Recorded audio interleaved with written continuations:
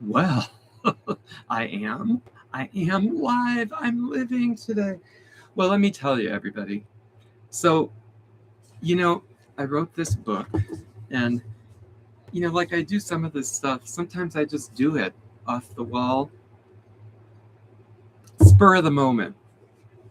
So, I wrote this book, and I changed it a couple times, the cover of it, but it's really about laughing, and it's about learning to laugh at ourselves.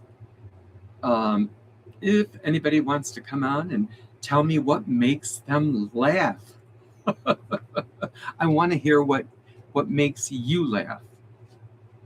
Um, so so the reason I wanted to try this is because I wanted to see what makes people laugh and why do they laugh.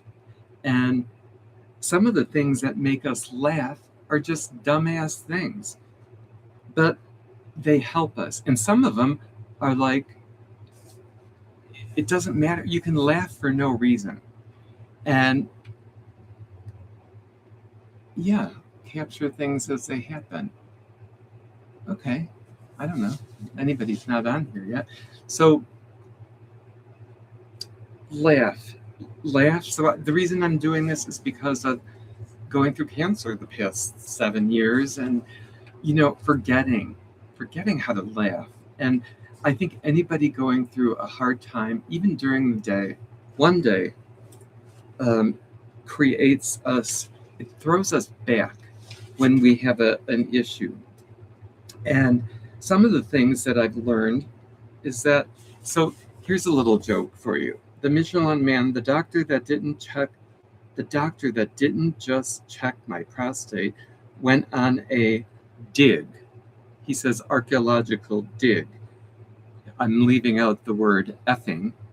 Um, I told him, Doc, if you're going that deep, at least wear a headlamp so you can find your way back out of there. Dave, did he find the ticket? He found my breakfast from 3 years ago. Um, these are some jokes that I put in between the chapters because, you know, uh, people that are going through this, all of us men that are dealing with this stuff, we have to have things to laugh about. At least I do. Um, and even when I didn't have this, I would find things online to laugh at, anything to laugh at. Um, I remember this one that I was found that this lady jumping out of a plane, an older lady, she must have been about 89 or something. She's jumping out of a plane. She's jumping out of the plane, and as she's jumping, she's smiling, and they're videoing her, and her teeth fly out. They're flying up into the air, her false teeth, and it was hysterical. Um, so here's the Brotherhood of the Broken. They sat in silence for a long time. The sound, the hum of a refrigerator in the corner of the garage. The sun was setting, casting long, bruised shadows across the concrete floor. Frank reached out and grabbed the pamphlet from his pocket. The one with the beach and the silver-haired couple. He crumpled it up into a tight ball and drop-kicked it across the garage. Nice form, Sal said. Probably tore your groin, though. Probably, Frank sighed. Tom, everything torn, everything's leaking. We're just a couple of rusted old Vegas cars. Sal, parts are falling off on the highway. Sal stood up, his knees popping like bubble wrap. He walked over to Frank. He said he hadn't done in 20 years. He hadn't done something in 20 years. He didn't hug him. He said it would be too much, but it would put a heavy, calloused hand on Frank's shoulder and squeezed. He squeezed hard enough to feel his bone. Listen to me, you miserable bastard, Sal said, the voice gravely and firm. If you go to surgery, I'm sitting in the waiting room. If you don't go to surgery, I'm sitting in the waiting room. I don't care if it takes 10 hours. I'll be there. I'll be making fun out of you, your shitty insurance, the whole time.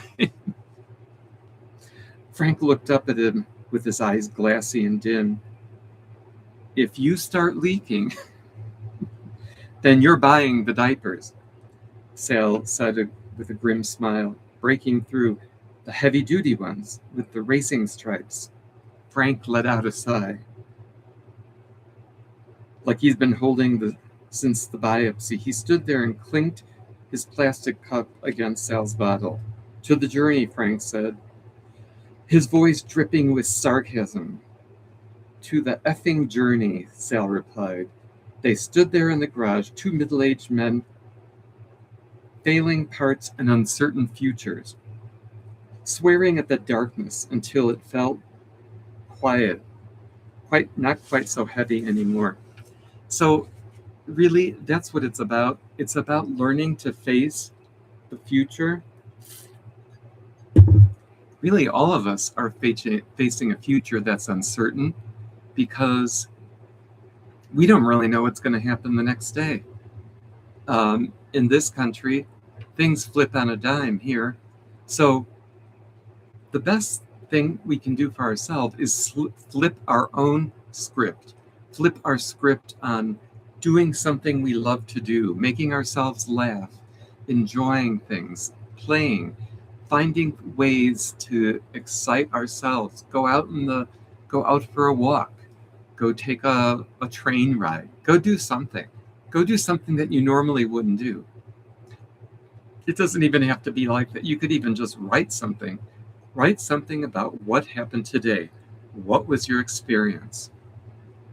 And how was it different from yesterday for you? So I don't know if anybody's listening to me or not, but I can go on and on because that's how I am.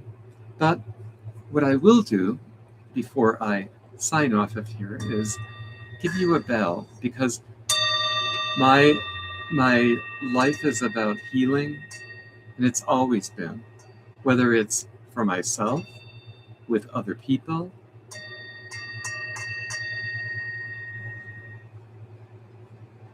whether it's in a hospital, whether it's in my own home, whether it's out in public, or whether it's just in a prayer.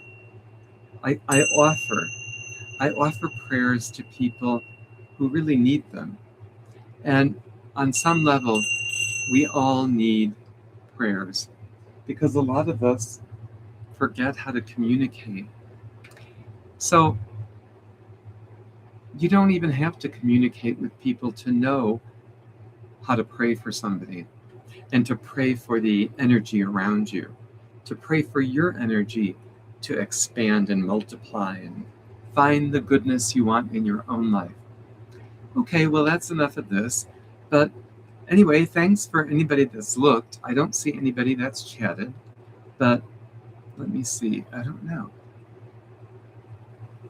if anybody chatted.